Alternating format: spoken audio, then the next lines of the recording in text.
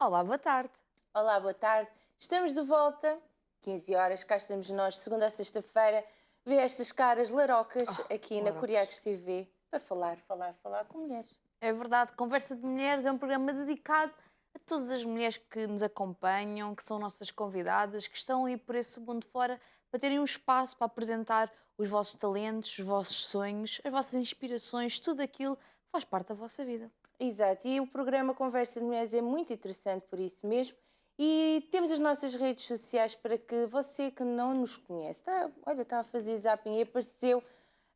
Então, se não sabe nada, eu aconselho a que assista este programa até ao fim. E alguma curiosidade pode ver sempre nas nossas redes sociais que vão estar a passar ao longo do programa em rodapé. Tem o nosso Facebook, Conversa de Mulheres, e o Instagram, conversa.mulheres, onde pode encontrar todas as informações do programa, fotos, pode mandar mensagens, partilhar.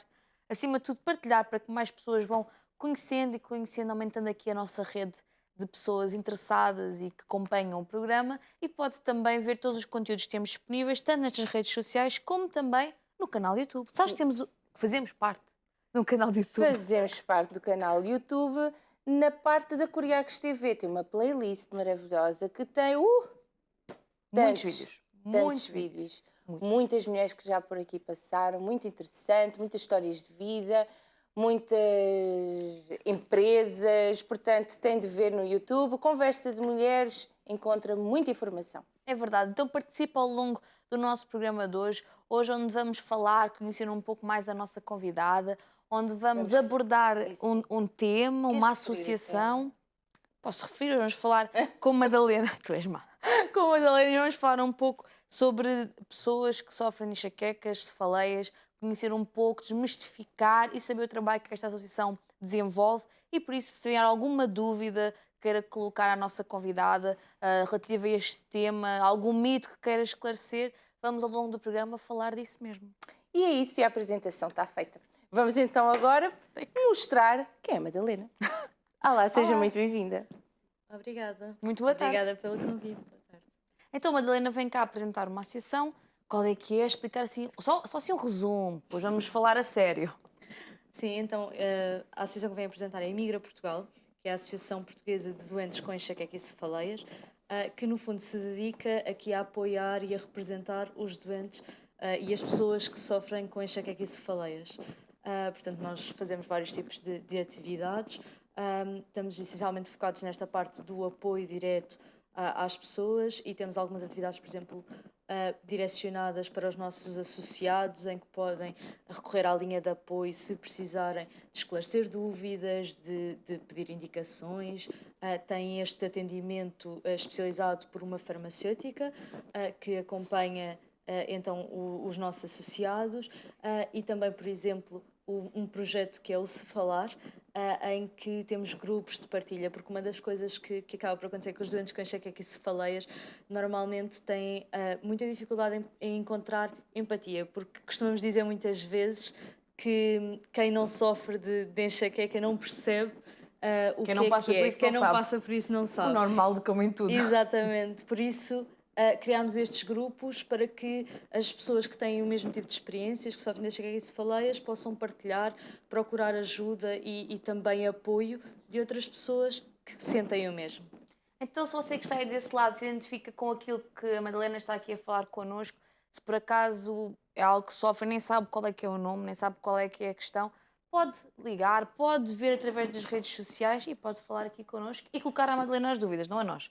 Nós não sabemos responder. Óbvio. Nós só somos aqueles Mas que dão aqui as a Madalena é para perguntas. isso, não é? É isso. Então, mas acho que temos que conhecer primeiro a Madalena. O que é que Exatamente. achas? Quem é a Madalena?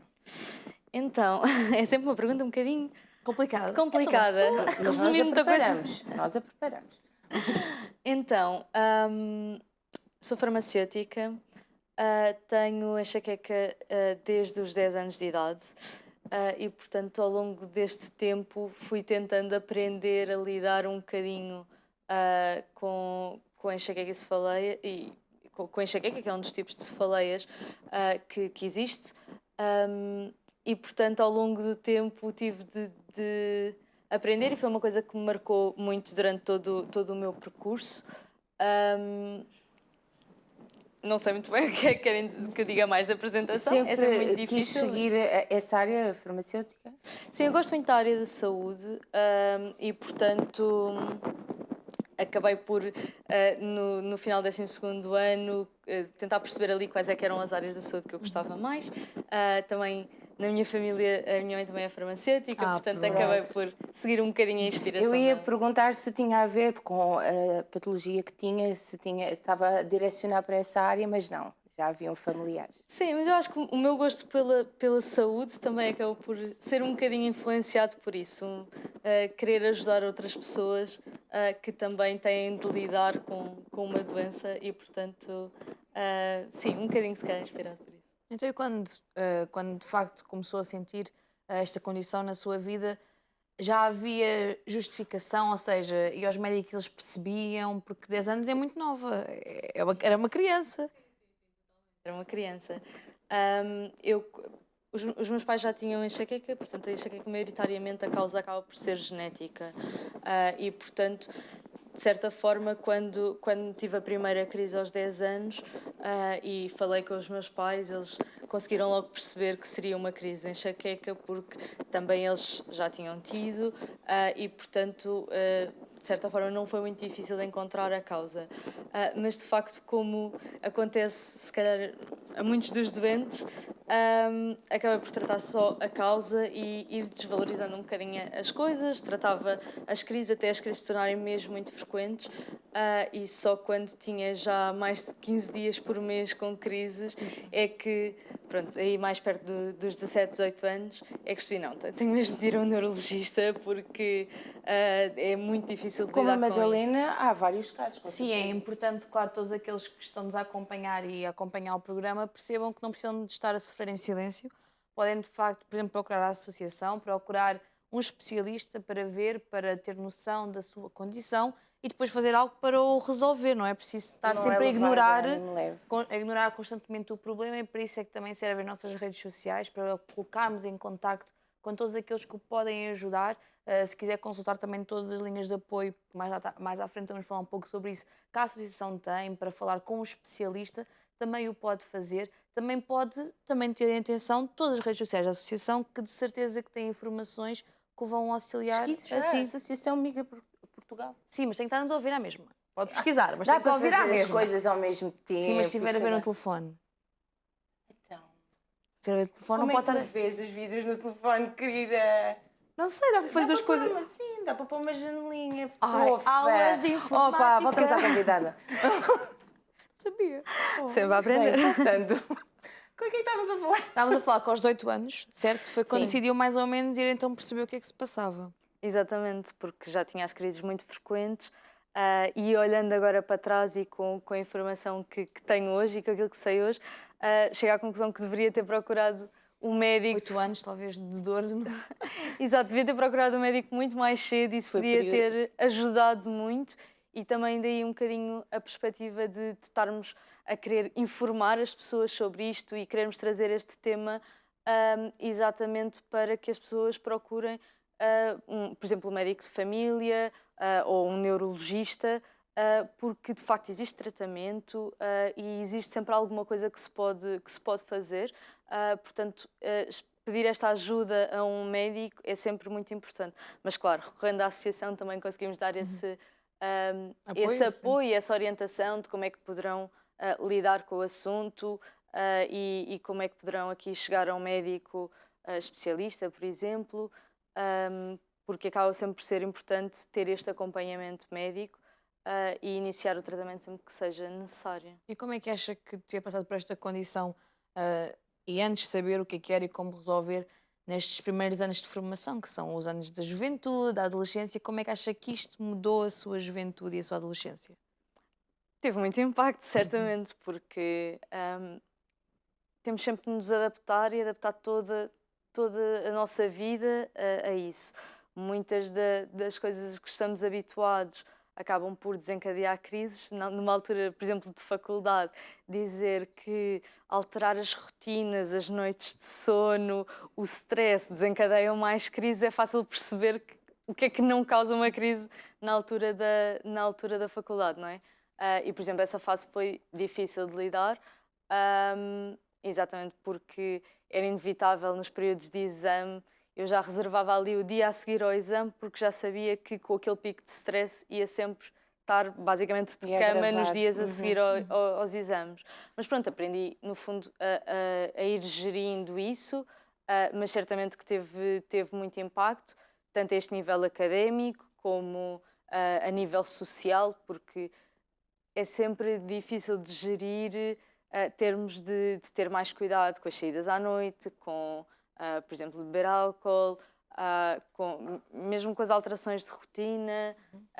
Isso tem impacto, nem sempre é fácil de explicar aos nossos amigos e mesmo à nossa família, muitas vezes, que não estamos disponíveis, que naquele dia estamos com crise e que não podemos estar presentes num determinado momento, que é importante tanto para nós como para eles. Mas até podia aliviar, não é? Estar num ambiente mais descontraído, mas não. Não, de facto, quando nós estamos com crise, normalmente aquilo que procuramos e aquilo que alivia um bocadinho é mesmo procurar um sítio escuro, sem som, porque na enxaqueca, se calhar não falei muito das cefaleias no geral, mas explicando um bocadinho o que é enxaqueca. Portanto, são crises em que existe a dor de cabeça, mas é uma dor de cabeça com características específicas, portanto, normalmente é latejante, sentimos assim um coração a bater na cabeça. Sim, sim, sim. E vai piorando ao longo do tempo.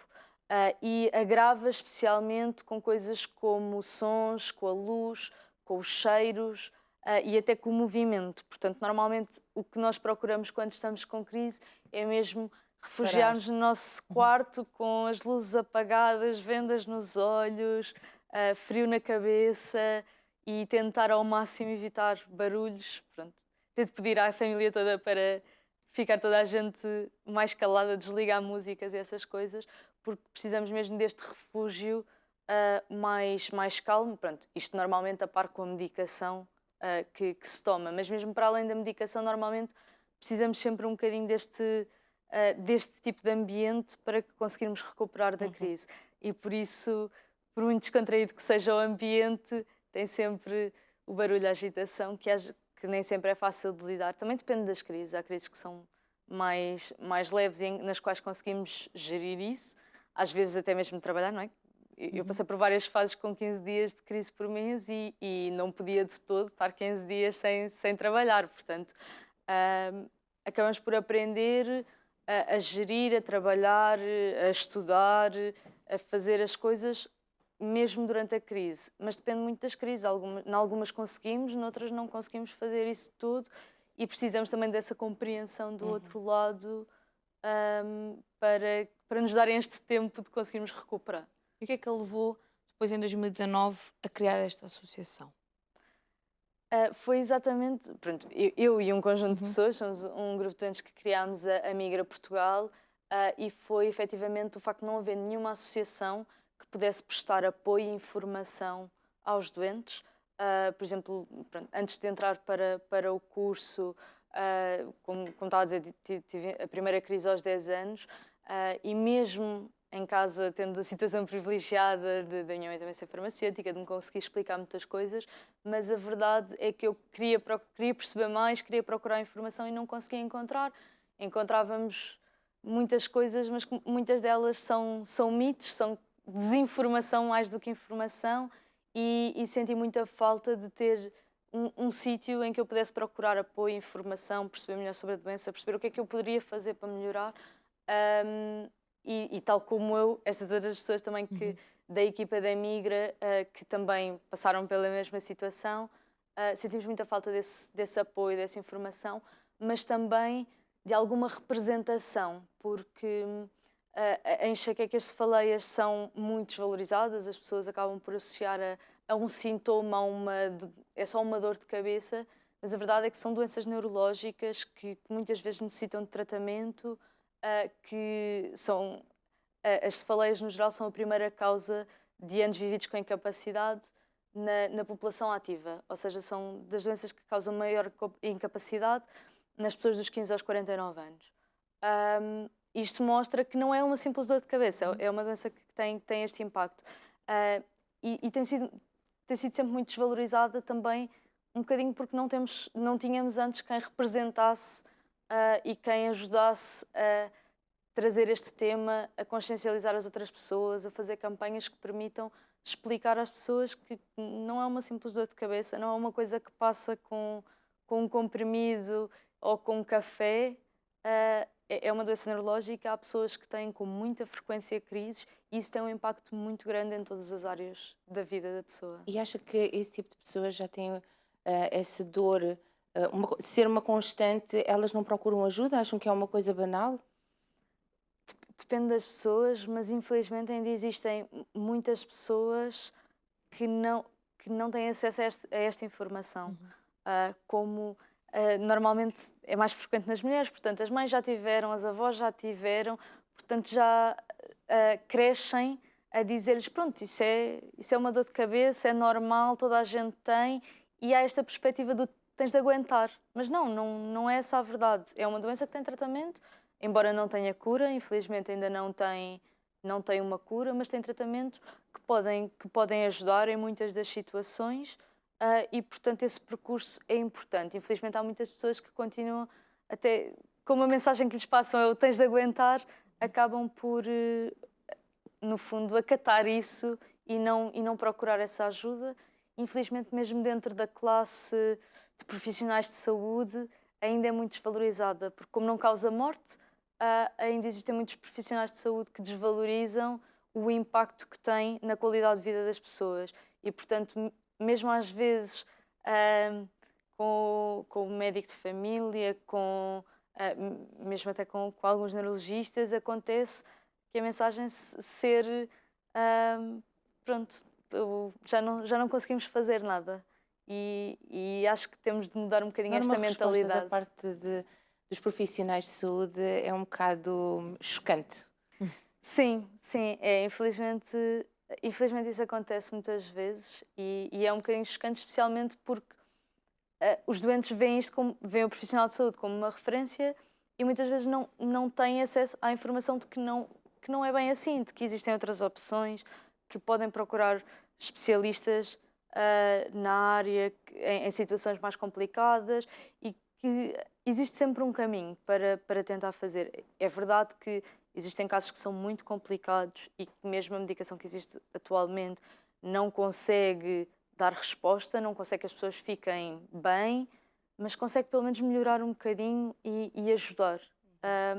Por isso este caminho tem de ser feito e é muito impactante quando os próprios profissionais de saúde às vezes não valorizam e passam essa mensagem do ter de aguentar, já não há nada a fazer. É possível ter qualidade de vida.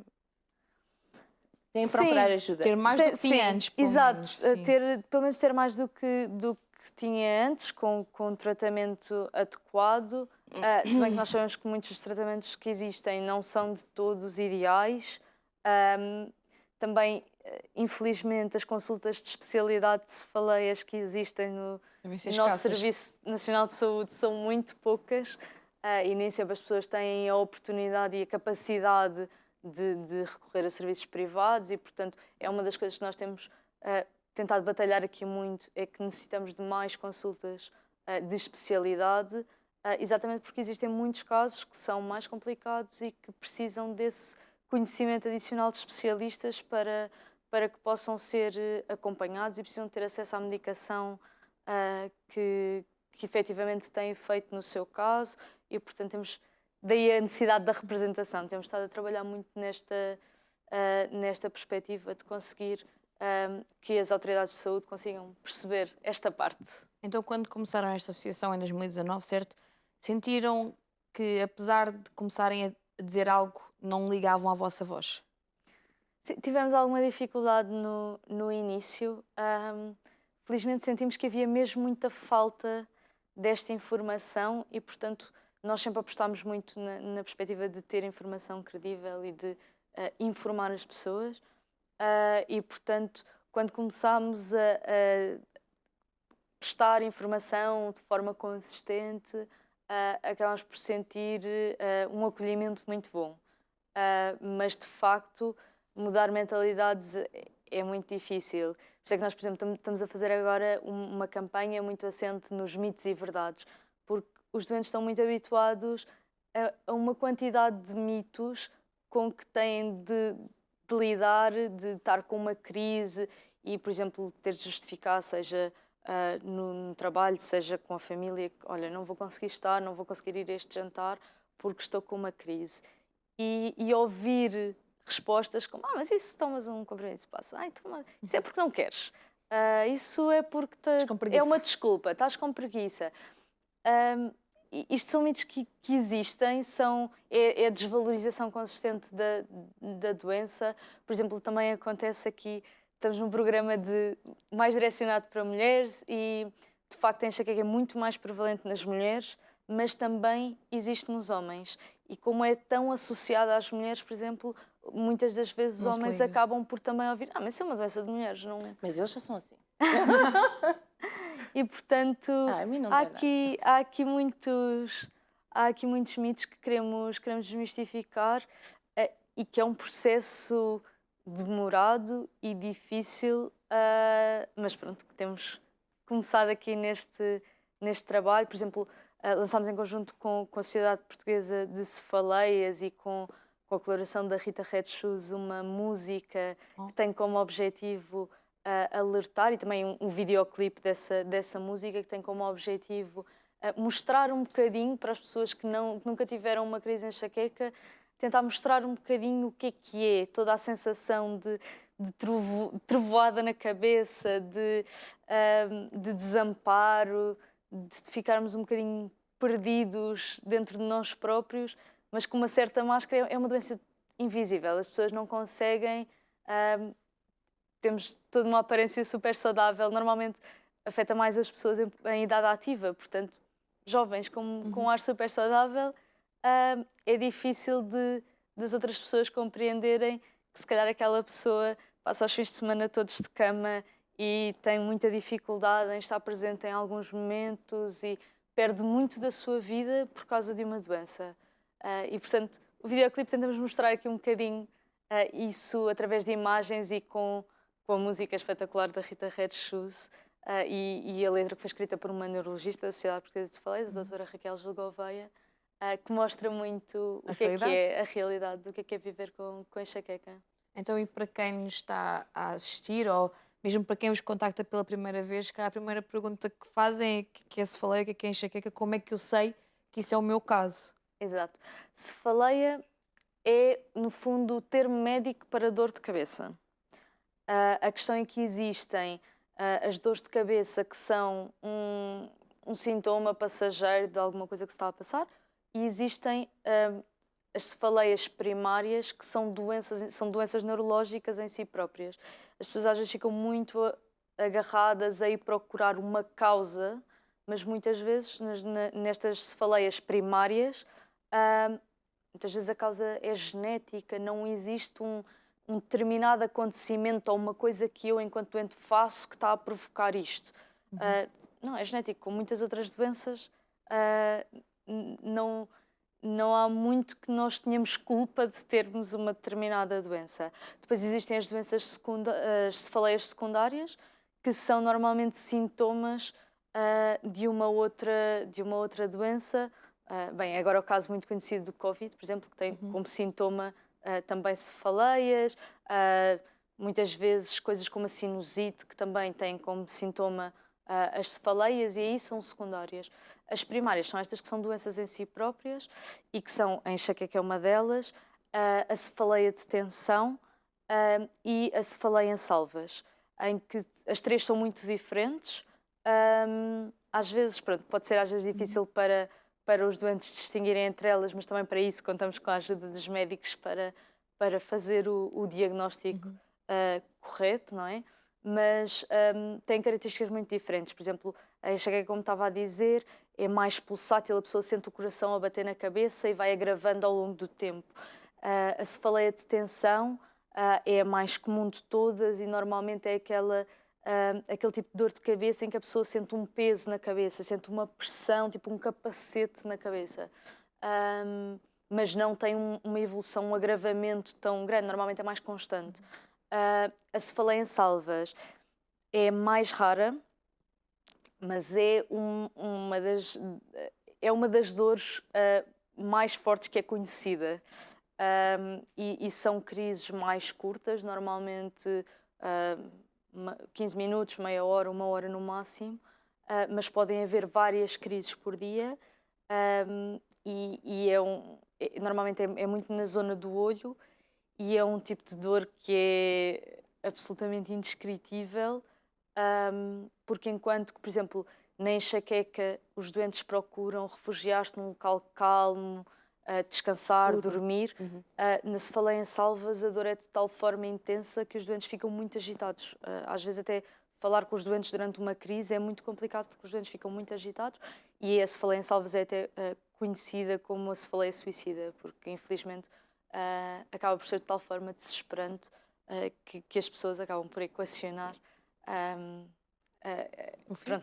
este tipo de situações, mas que, pronto, também aí, infelizmente, como é mais rara também, há menos tratamentos disponíveis, mas também aí, pronto, especialmente na cefaleia em salvas, é absolutamente essencial ser acompanhado por um especialista que possa apoiar neste tratamento e aqui, indiscutivelmente, ter tratamento e ter esse acompanhamento. Então, quais é que são os sinais que as pessoas têm que, assim por dizer, prestar atenção? Porque toda a gente pode, como estava a referir, ter uma dor de cabeça, mas isto é outra coisa e se calhar quando identificar estes sinais, deveria se dirigir a um especialista. Sim. Toda a gente pode ter uma dor de cabeça de vez em quando, pronto, isso, embora não seja normal, acaba por ser sempre sinónimo de alguma coisa, mas é algo que acontece a qualquer pessoa. Quando é que a pessoa deve procurar um médico? Essencialmente quando começa a ter crises de forma regular, com uma frequência que já tem impacto na sua vida. Na enxaqueca, por exemplo, normalmente dizemos que são mais de 4 dias por mês de crise, de forma consistente ao longo de vários meses. É um sinal de que deve procurar um médico, porque começa a ser uma frequência que tem impacto na vida da pessoa, não é? Já estamos a falar, se calhar, 4 dias de crise, já estamos a falar de pelo menos uma vez por semana, por isso já começa a ter algum impacto, e de forma também a evitar que o processo vá agravando, é sempre bom ir ter, neste caso, por exemplo, com o médico de família, falar da situação, perceber se consegue fazer, se faz sentido fazer, mesmo que seja só durante as crises, mas um tratamento mais específico que ajuda a que a crise não dure tanto tempo. Mas, essencialmente, com uma frequência maior do que isto, quando começam a ser muito frequentes, sem dúvida procurar a ajuda do médico. Se forem crises muito intensas ou que tenham características estranhas, não é? Ou por serem muito fortes ou por terem sintomas que a pessoa não está habituada a ter, aí também procurar sempre o médico para que ele possa fazer aqui o diagnóstico e a triagem, se faz sentido passar para um especialista. Há muitos dos doentes que serão acompanhados e bem acompanhados pelo médico de família, em situações mais leves, mas há outras situações em que é necessário que o médico de família depois reencaminhe para um neurologista e, em situações mais complicadas, que reencaminhe para um médico especialista em cefaleias. Portanto, vai tudo depender aqui da gravidade do caso. Mas, para as pessoas, essencialmente a mensagem acaba por ser, sempre que sintam que isso tem um impacto grande na sua vida, que estão a abdicar de momentos que para elas são importantes porque estão com crise, recorrer ao médico e, se não houver uma resposta, tentar pedir um reencaminhamento para o neurologista e não desistir deste processo, que às vezes é lento, que às vezes é difícil. Nas cefaleias, muitas vezes o tratamento é aqui por tentativa e erro, existem vários fármacos que não são direcionados para a enxaqueca, portanto é normal, as pessoas às vezes também acham muito estranho quando estão com enxaqueca e o médico prescreve um antidepressivo ou um medicamento para a epilepsia, ou um medicamento para a tensão arterial, parece muito estranho. Mas a verdade é que há medicamentos que foram desenhados para outras coisas, mas que têm efeito e são utilizados e são aconselhados na prevenção da enxaqueca e de outras cefaleias também. Por isso, o problema é que às vezes estes medicamentos nem sempre são eficazes em toda a gente e passa-se por um processo de tentativa e erro. Vamos tentar um, depois se falhar vamos tentar outro e fazer aqui este caminho que nem sempre é muito fácil. e também daí, sempre que sentirem necessidade, a Migra, a Associação de Doentes com Enxaqueca e Cefaleias, está sempre também disponível Tem uma linha de apoio, para... certo? Exatamente, temos a tal linha de apoio para os nossos associados que têm uma farmacêutica a atender estas chamadas exatamente para isso, para conseguir orientar os doentes, perceber, no fundo, se estão a sentir tem muito impacto, que têm dúvidas sobre a medicação que estão a fazer, têm dúvidas se devem ou não consultar o médico, estão sempre à vontade para ligar para esta linha de apoio e procurar essa ajuda que é muito importante. E quando as pessoas ligam normalmente, quais é que são as maiores dúvidas que colocam? Quais é que são assim as grandes questões? São muito diferentes. Muitas das vezes são dúvidas de informação sobre a doença, se um determinado sintoma é normal ou não, se devem ou não. É o desconhecido, não é? Exatamente, é o desconhecido e procurar aqui uma fonte de informação que é credível. E muitas das vezes é isso. Agora temos notado ultimamente, saiu aqui uma nova classe de medicamentos, que são medicamentos biológicos, que são feitos a nível do hospital. E que são muito recentes, foram comparticipados há pouco tempo, e temos muitas chamadas também relativamente ao acesso a estes novos medicamentos. As pessoas tentarem perceber se faz sentido ou não pedirem ao médico o reencaminhamento, por exemplo, para uma consulta de especialidade, porque estes medicamentos só podem ser prescritos no Serviço Nacional de Saúde por especialistas em cefaleias. Infelizmente, existem muito poucas consultas. E mesmo, atualmente mesmo dentro dos hospitais que existem e das consultas de cefaleias que existem, que são poucas, está a haver uma grande dificuldade em conseguir ter o acesso a estes medicamentos, apesar de já estarem supostamente comparticipados, mas em ter as autorizações necessárias. Portanto, temos recebido muitas chamadas relacionadas com este acesso a estes novos medicamentos, alguma orientação do que é que os doentes poderão fazer, Isto são coisas que é necessário também que sejam vistas caso a caso, e para darmos esse apoio e que seja um apoio com significado, tem mesmo de ser percebendo o caso da pessoa e tentando orientar aquela pessoa em específico. Deixar só aqui a nota de que nós obviamente não temos nenhum controle sobre o que é o acesso ao medicamento. Os medicamentos não dependem de nós não temos consultas de especialidade na associação, não temos médico que dê consultas na associação.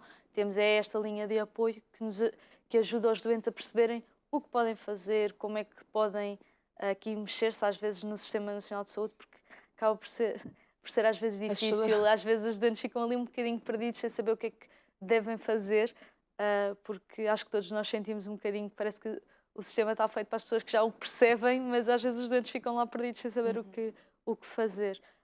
E, portanto, dar apoio nesta orientação do que é que os doentes devem fazer e no esclarecimento de dúvidas. Há um acompanhamento pela associação, às pessoas que entram em contato convosco? Sim, aos associados, portanto, às pessoas que se tornam associados, nós fazemos este acompanhamento sempre que a pessoa o queira, ligando para esta linha de apoio, podemos fazer este acompanhamento ao longo do tempo daquele caso. Portanto, orientar a pessoa nesse... Assim, é sempre a mesma farmacêutica que atende a linha e, portanto, há aqui uma ligação também que permite esse acompanhamento. E é pedido mesmo por essas pessoas que entram em contato convosco? A linha foi criada recentemente, portanto, foi lançada agora em agosto. Ainda temos pouco tempo desta disponibilidade da linha de apoio, mas sim, já temos várias pessoas que procuram o nosso apoio de forma consistente. E, portanto, nós quando temos uma pessoa que liga e procura ajuda, depois tentamos fazer o acompanhamento, se as coisas resultaram, se não resultaram, se conseguiram a consulta, portanto, esta orientação acaba por ser muito personalizada. Nós estava a falar e a referir que é difícil conseguir as consultas, falar com os especialistas. Como é que o Covid veio piorar isto? O Covid foi, sem dúvida, um grande desafio, porque atrasou muito as consultas, dificultou ainda mais o acesso, que antes já era difícil. Mas nas cefaleias eu arrisco-me a dizer que o acesso antes já era muito difícil. Portanto, por isso não havia forma de piorar. É quase, não, piorou obviamente um bocadinho, porque houve consultas a serem desmarcadas, alguns hospitais fizeram realmente o esforço e é muito, isso é valor dos próprios médicos especialistas que fizeram esse esforço de continuar a acompanhar os doentes por teleconsultas, por chamadas, por o que seja. Houve muitos médicos em que notámos esse esforço maior para acompanhar os doentes, mas de facto houve muitas consultas a serem desmarcadas. Houve essencialmente muitos doentes que durante este período precisaram de ter o primeiro contacto com o sistema, por exemplo, precisaram de marcar consulta para o médico de família, porque começaram a ter os primeiros sintomas, tiveram um agravamento e quiseram começar a ser acompanhados. E o acesso às consultas de médico de família estava muito limitado e, portanto, quem não era acompanhado antes teve este período em que teve muita dificuldade em começar a ser acompanhado. Em termos de tratamento, essencialmente, há um dos tratamentos que é feito a nível de hospital, que é necessário uma administração trimestral, semestral, depende dos casos, mas que é necessário uma administração no hospital e aí, pronto, durante os períodos em que teve mais crítico, houve alguns tratamentos que foram desmarcados e, portanto, naturalmente teve um impacto no agravamento da doença, mas essencialmente eu salientava que houve um grande esforço por parte dos especialistas para manter o acompanhamento e solucionar a situação de quem já era acompanhado. Também, por exemplo, a Migra, em conjunto com a Sociedade Portuguesa de Cefaleias, fizemos várias ações, tanto no início da pandemia, como depois já numa perspectiva do retorno, para tentar acompanhar, no fundo, dar informação aos doentes do que deveriam fazer, todos os doentes que tivessem as consultas desmarcadas, que deveriam manter o tratamento. Portanto, aqui a este nível, também das alterações que houve ao nível das receitas, tentámos sempre informar os doentes para que conseguissem não agravar durante este período da pandemia, especialmente na altura do confinamento, como se alterou muitas rotinas, houve, no fundo, a enxaqueca e as cefaleias estão aqui muito dependentes das rotinas. Quando nós alteramos muitas rotinas, os horários, mesmo os horários das refeições, a hora a que bebemos no café, vai logo destabilizar ali e, portanto, fizemos algumas ações para explicar isto aos doentes e tentar, no fundo, dar alguns conselhos, algumas dicas para evitar que agravasse. Também, na retoma, quando passou a ser obrigatório a utilização de máscara, nós tivemos muitos doentes que agravaram, porque, de facto, pronto, a utilização da máscara teve aqui algum impacto nas crises, pessoas que tiveram muito mais crises ou crises mais intensas, pela utilização da máscara, e também a Migra, em conjunto com a Sociedade Portuguesa de Cefaleias, fizemos, e aqui com o Hospital da Luz também, fizemos uma investigação, portanto fizemos um estudo através de um questionário em que perguntámos às pessoas qual é que tinha sido o efeito e conseguimos perceber que realmente estava a haver um impacto grande. Isto também porque nós não sabíamos, né? Começámos a ter, tanto nós na associação como os especialistas, começaram a ter nas suas consultas e nós, através dos contactos que tínhamos, alguns relatos de que as pessoas estavam a agravar. Então questionámos-nos de será que isto é uma coisa generalizada. Não existia muita informação sobre isso e, portanto, fizemos este estudo de forma a perceber o que é que estava a acontecer e também de apoiar os doentes. Por exemplo, quem estava a voltar ao trabalho tinha de trabalhar 8 horas por dia com a máscara, que foi um bocadinho desafiante para quem lida com a enxaqueca regularmente e, portanto, o facto de termos estes dados e termos este estudo que diz que realmente houve um agravamento, que a pessoa não está a inventar, que é o problema de ser uma doença invisível, que a pessoa, de certa forma, conseguirmos mostrar e ajudar as pessoas a mostrarem aos outros que não estamos a inventar, não é uma desculpa, não é preguiça, não é as mil coisas que às vezes as pessoas assumem, que realmente, pela utilização da máscara, houve muitas pessoas que agravaram a situação. Portanto, também aqui a nível da componente de investigação tentamos, sempre que surge um tema que não há ainda informação suficiente, tentamos também ter esta atitude em conjunto com a Sociedade Portuguesa de Cefaleias e com outras entidades, desenvolver um bocadinho esta área de investigação na enxaqueca e cefaleias. E como é que, por exemplo, o podcast que vocês têm ajuda a espalhar esta mensagem? Porque criar um podcast? Nós criámos agora recentemente um podcast exatamente porque precisamos que a informação chegue de uma forma simples às pessoas. Existe muita desinformação sobre enxaqueca e cefaleias. Em algumas doenças existe pouca informação. Eu diria que na enxaqueca qualquer site, qualquer sítio tem informação sobre enxaqueca. A questão é a credibilidade da informação que lá está. Às vezes temos mais desinformação do que informação. Temos muitos mitos, muitas mesinhas de pôr os pés em água quente e a cabeça não sei o quê, e comer isto ou comer aquilo.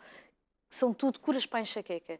Isto é mais desinformação do que informação. E, portanto, nós tivemos esta necessidade de fazer chegar informação de forma simples às pessoas e o podcast serve essencialmente para isso. Tanto para os doentes com enxaqueca e cefaleias, como para qualquer pessoa que tenha dúvidas sobre este tema ou para pessoas que nunca tenham contactado, mas tenham interesse neste tema, conseguir perceber um bocadinho mais, conseguir perceber, neste caso, esta primeira temporada focou-se nos mitos e verdades, portanto, conseguir perceber o que é um mito, o que é que realmente é verdade, desmistificar algumas coisas e combater a desinformação que existe.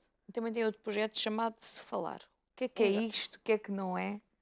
Então, Se Falar são grupos de partilha de experiências, portanto, nós criámos a nível regional vários grupos mais pequenos em que as pessoas que vivem com enxaqueca e com cefaleias se possam juntar, possam partilhar as experiências de uma forma segura, confortável, possam partilhar essas experiências, ter o apoio de outras pessoas que vivem na mesma situação, ter dicas de coisas que funcionaram para outros doentes e que podem também experimentar, mas essencialmente ter essa compreensão, que é uma coisa que normalmente nós, vivendo com enxaqueca e com cefaleias, temos, como estava a dizer, esta coisa do só percebe quem tem, é uma das frases que se ouve muito, e portanto nós decidimos que, como às vezes há muitas pessoas que vivem com enxaqueca e cefaleias e no seu núcleo mais próximo, tanto de amigos como de familiares,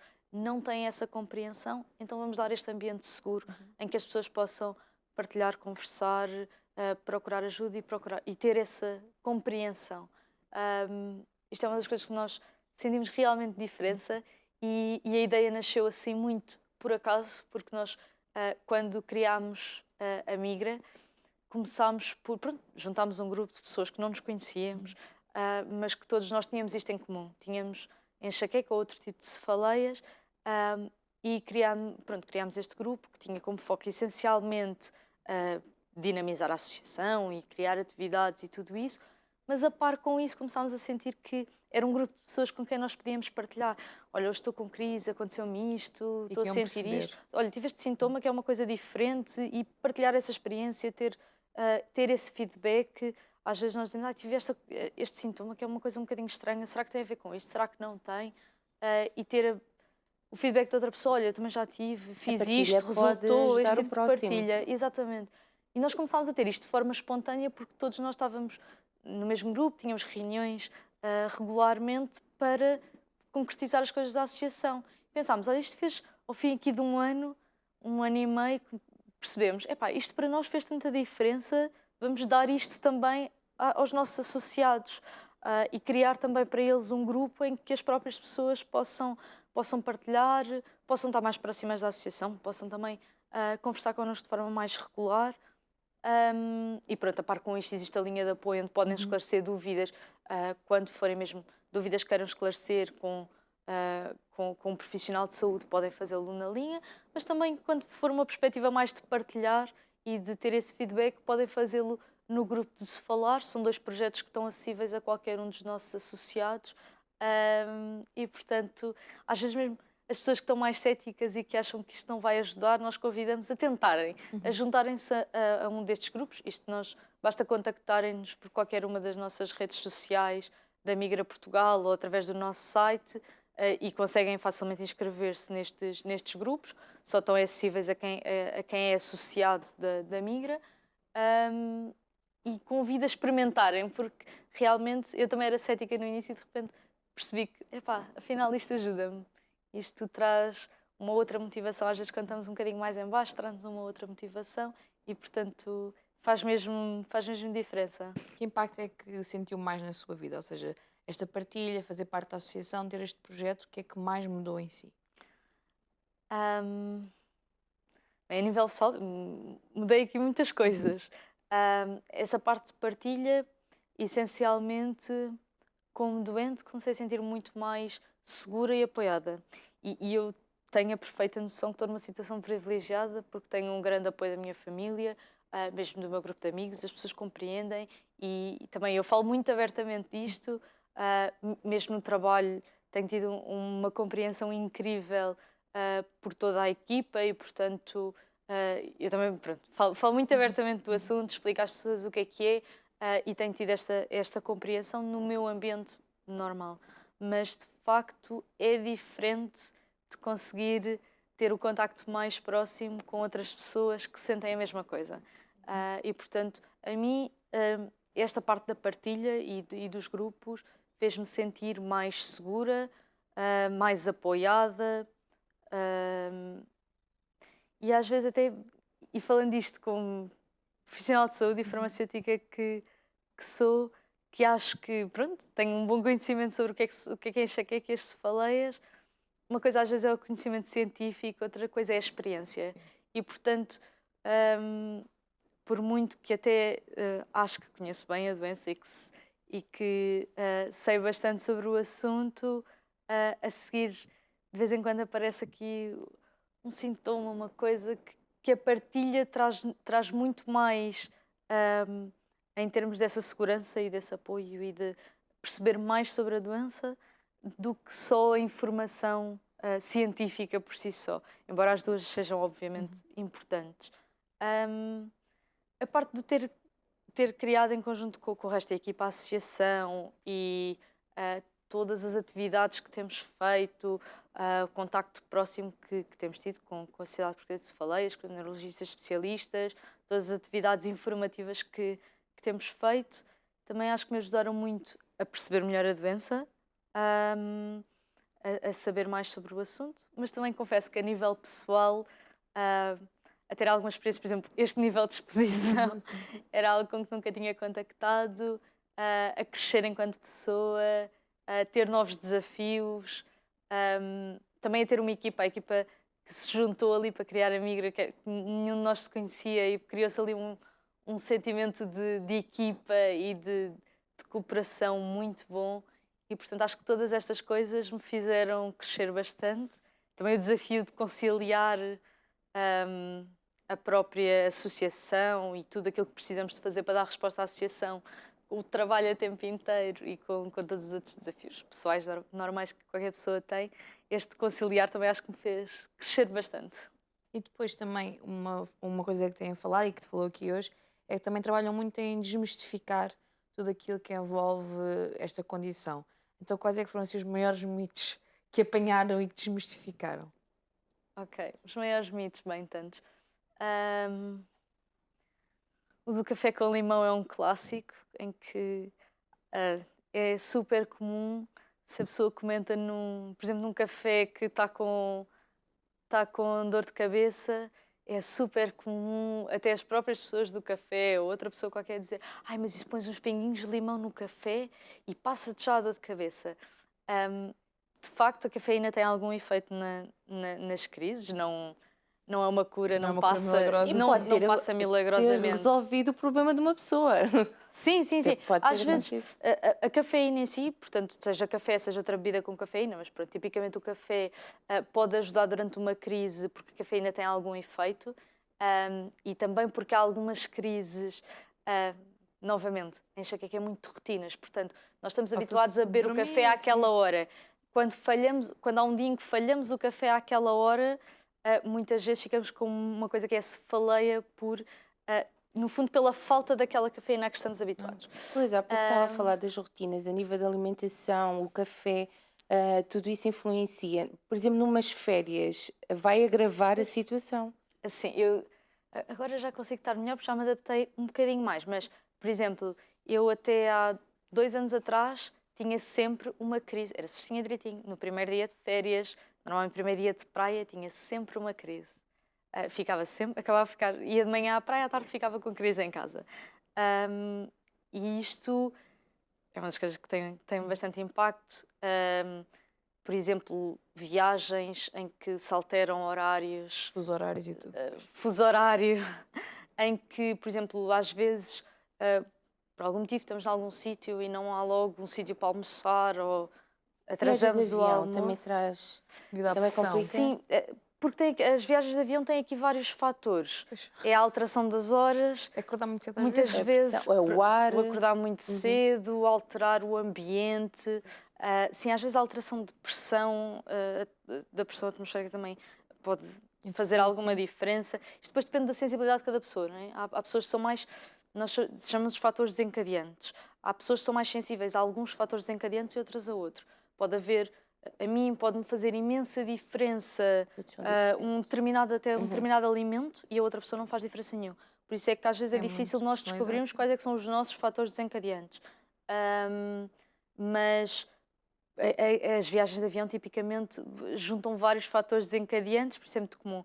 Tem o fuso horário que às vezes muda, o levantar mais cedo ou mais tarde. Temos uma tendência para beber menos água ou alterar os horários das refeições no avião. Portanto, por exemplo, a hidratação é uma das coisas que é essenciais. Quando estamos muito tempo sem beber água, a desidratação normalmente gera crises, o alterar os horários das refeições. Às vezes também se muda de uma forma muito brusca a temperatura, saímos de um sítio muito frio para um sítio muito quente, por exemplo. Este género de coisas são todos fatores desencadeantes e, portanto, depende da sensibilidade de cada pessoa. Também, esta questão dos fatores desencadeantes não só são individuais, não é? Portanto, cada pessoa tem os seus e é preciso descobri-los, mas também, às vezes, variam ao longo do tempo. Ou seja, não é... Eu posso ter um fator desencadeante e não é por fazer essa coisa num determinado dia que vai automaticamente desencadear uma crise. É uma junção, nós vamos ali acumulando várias coisas. Por exemplo, o stress tipicamente é um fator desencadeante que muita gente tem sensibilidade. Mas às vezes pode haver um dia de stress em que não faz diferença nenhuma. Mas se eu junto o stress e depois porque estou estressada, por exemplo, no trabalho, a fazer uma determinada coisa, não almoço ou almoço mais tarde, ou estou muito concentrada no meu trabalho e esqueço-me de beber água, depois no fundo começa a juntar-se aqui os degrauzinhos da escada e há uma altura em que desencadeia a crise. Portanto, às vezes é esta gestão dos fatores desencadeantes, a pessoa não só descobrir quais são os seus, mas também aprender a geri-los. Há alguns que se podem evitar. Normalmente nós também gostamos de dizer que temos de ter algum cuidado, porque às vezes identificamos fatores desencadeantes, eles são muitos, mas nós não podemos viver a evitar todos os fatores desencadeantes. Nós vivemos numa bolha em que às tantas não temos vida, casa, não é? Protegemos-nos tanto que não temos vida. Também não pode ser. Portanto, tem de ser aqui uma gestão normalmente muito difícil entre algumas coisas que nós sentimos que, olha, posso evitar. Tipo, se eu estou mais sensível, até vou ao café com os meus amigos, mas se calhar não vou beber aquela cerveja que eu sei que hoje estou sensível, vai-me fazer diferença. Primeiro dia de férias, as pessoas podem descobrir convosco. Estamos agora no último minuto. Pronto. O tempo passa assim a correr. Exato. Por isso, se as pessoas quiserem entrar em contato convosco, por onde é que podem ir?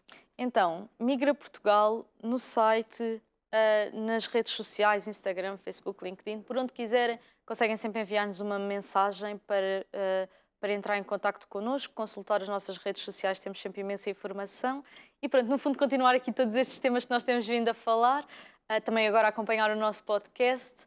E a linha de apoio também. E a linha de apoio, tornando-se associados, que é muito importante, tornando-se associados, terem acesso também a estas questões como a linha de apoio e os grupos de partilha de se falar. Muito bem, muito obrigada. Obrigada, Madalena. Até à e todo o próxima. sucesso, até uma próxima. Obrigada. Obrigada. E obrigada a si, desse lado que nos Vamos acompanhou embora. ao Já longo deste acabou. programa. Já acabou. Já acabou. Já acabou. Voltamos no próximo programa, Pelas segunda a 15 sexta-feira, horas. às 15 horas. É Exatamente. mais cedinho. Contamos sempre consigo. Até lá, visita as nossas redes sociais. Tchau, tchau.